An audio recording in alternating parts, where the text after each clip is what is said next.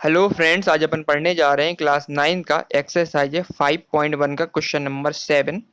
Chapter introduction to the Euclid's geometry, chapter number 5।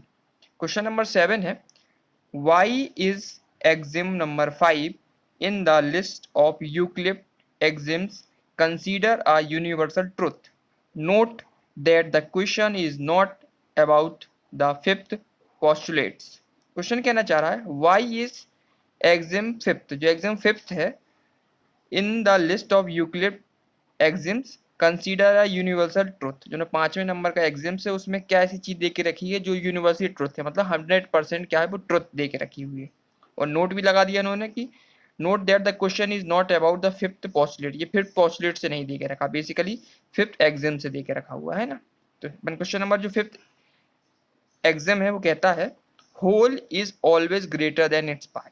ठीक है, fifth exam के बाद लिख देंगे। सबसे पहले फिफ्थ एग्जाम होता क्या है, तो बोलता है whole is always greater than the part. जो होल होता है, पूरा हिस्सा होता है, ये बड़ा हिस्सा दिख रहा है अपन को, ये पूरा पार्ट दिख रहा है, होल हमेशा क्या होता है, छोटे हिस्से से बड़ा होता है ना। ये यूनिवर्सल ट्रुथ बात है, तो बिल्कुल सही बात है। ये देखो, ये पार्ट दिख रहा है अपन को, 1 2 3 4 5 पार्ट दे के रखे हैं।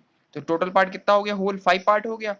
टोटल कितना है, 5 है। और इसमें स्मॉल पार्ट कितना दिख रहा है, 1 1 पार्ट दिख रहा है। एक पार्ट ये दिख रहा है अपन को, एक पार्ट ये दिख रहा है, एक पार्ट ये दिख रहा है। तो ये क्या स्मॉल पार्ट देके रखी।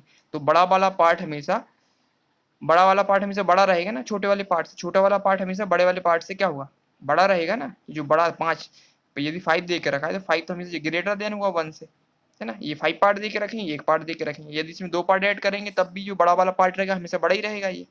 और ये कहना चाह रहा है कि whole is always greater than its part. जो बड़ा वाला हिस्सा होगा वो हमेशा छोटे वाले हिस्से से बड़ा होगा। ये यूनिवर्सल ट्रुथ है ना, एकदम सच्चाई वाली बात है। इसी में लिख दिया अपन ने true, because parts in included in the whole and never greater than the whole. Because जो पार्ट इंक्लूड करते हैं होल में, जो होल दे के रखा है इसमें, जो पार्ट इंक्लूड करते हैं they never greater than the whole. जो होल से मतलब पूरे से हमेशा बड़ा नहीं हो सकता ना, छोटे छोटे पार्ट बड़े से कहाँ होंगे। ये 5 पार्ट दे के रखे हैं, इनमें से अगर 4 पार्ट भी ऐड कर देंगे तो 5 वाले पार्ट से हमेशा क्या रहेगा, छोटा रहेगा।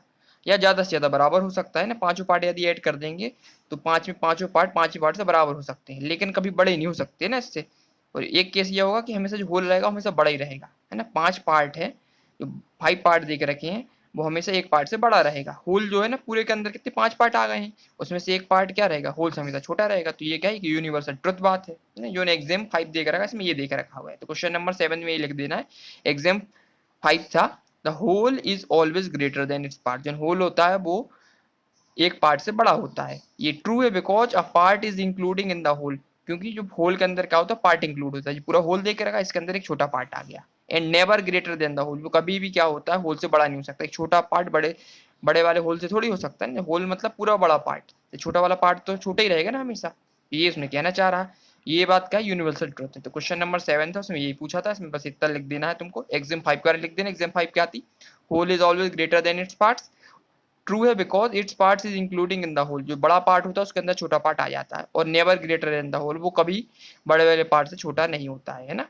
हाँ, बड़ा वाला पार्ट हमेशा बड़ा रहता है और हमेशा क्या रहेगा, छोटा वाला पार्ट हमेशा बड़ा के अंदर ही आएगा। तो क्वेश्चन नंबर 7 अपना कंप्लीट हो गया है, इसमें यही लिखना था। अब नेक्स्ट वीडियो में अपन चैप्टर नंबर 6 स्टार्ट करेंगे। ठीक है, थैंक यू।